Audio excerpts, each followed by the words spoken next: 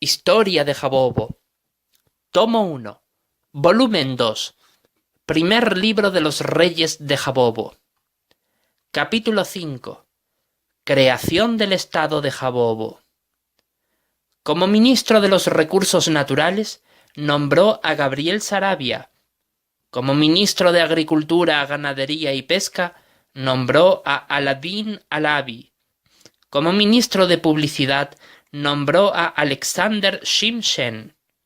Como ministro de las Ciencias, nombró a Guilherme da Silva. Como ministro del Fomento Público, nombró a Nicolau Acuña.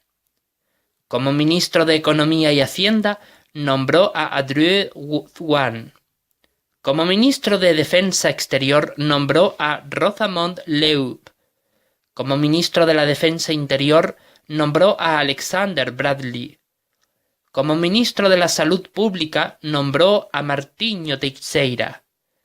Como ministro de Educación Pública, nombró a Odilon Barreto. Como ministro de Justicia, nombró a Schiller Hansen. Como ministro de Medio Ambiente, nombró a Donato Coelho. Y como ministro de Obras Públicas, nombró a Patricio Di Morillo. El rey ostentaba todo el poder ejecutivo y su consejero lo orientaba a la hora de tomar decisiones de gobierno. Los 5 representantes del pueblo opinaban e influían sobre las decisiones que tomaba el gobierno, es decir, el rey y sus consejeros junto a la Cámara del Senado formada por los 13 ministerios, los cuales ostentaban el poder legislativo. El Senado proponía las leyes que debía establecerse en la nación, y las explicaban ante el rey y sus consejeros, junto a los representantes del pueblo, los cuales estos últimos le decían al rey la opinión que el pueblo tenía respecto a aplicar o no dicha ley, y dicha opinión influiría en la decisión que el rey tomaría respecto a si aprobaba o no la ley a promulgar, con la guía de sus consejeros. Por último, jueces bajo la supervisión del Ministerio de Justicia administrarían juicio y castigo o corrección al pueblo sobre la base de las leyes aprobadas por el gobierno. Por eso ellos ostentaban el poder judicial. Y esta es la labor que ejercía cada ministerio según su especialidad. El Ministerio de los Recursos Naturales se encargaba de decidir cómo y dónde se explotarían las riquezas de la tierra, como la minería, la forestación, el petróleo a partir del siglo XIX después de Cristo y otros más. El Ministerio de Agricultura, Ganadería y Pesca se encargaba de decidir cómo y dónde se explotarían los productos agrícolas, ganaderos y pesqueros de la nación. El Ministerio de las Ciencias se encargaba de decidir cómo y dónde se investigaría todo lo relacionado con la ciencia, la arqueología y la medicina. El Ministerio de la Publicidad se encargaba de decidir cómo y dónde se realizarían los anuncios que propagasen las decisiones tomadas por el gobierno para hacerlo llegar al conocimiento del pueblo. El Ministerio de Fomento Público se encargaba de supervisar, impulsar y favorecer la aplicación y puesta en vigor de las leyes aprobadas por el gobierno.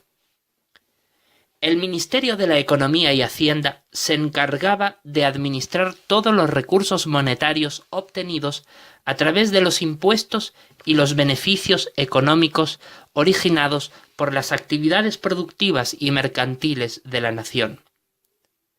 El Ministerio de la Defensa Exterior se encargaba de decidir cómo y dónde planear los ataques de defensa en favor de la nación, administrando al ejército militar y dirigiendo toda su actividad.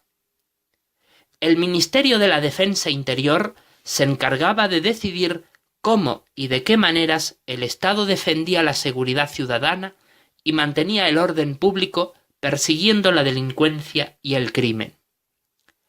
El Ministerio de la Salud Pública se encargaba de administrar todos los medios disponibles para que la salud pública estuviese al nivel de máxima calidad, según los avances científicos de cada época. El Ministerio de Educación Pública se encargaba de decidir y estudiar las formas más óptimas para fomentar la alfabetización y la culturización de la población joven de la nación a través de colegios, universidades e institutos. El Ministerio de Justicia se encargaba de decidir cómo administrar las leyes para el ciudadano de una forma justa, equitativa y fraternal, siempre en plena armonía con la Constitución. El Ministerio de Medio Ambiente se encargaba de decidir cómo y de qué maneras velar por la integridad y la pureza de la naturaleza en su estado más salvaje posible, al mismo tiempo que equilibraba su explotación con las necesidades de la nación. Por último, el Ministerio de Obras Públicas se encargaba de decidir cómo y dónde efectuar las construcciones necesarias para que se pueda mantener y desarrollar el urbanismo a la par con las necesidades de la nación. De esta manera, el rey organizó el gobierno para el beneficio de su pueblo, y esta estructura fue modificándose con el pasar del tiempo a medida que la población aumentaba y las necesidades de la nación iban cambiando con el transcurrir de las épocas.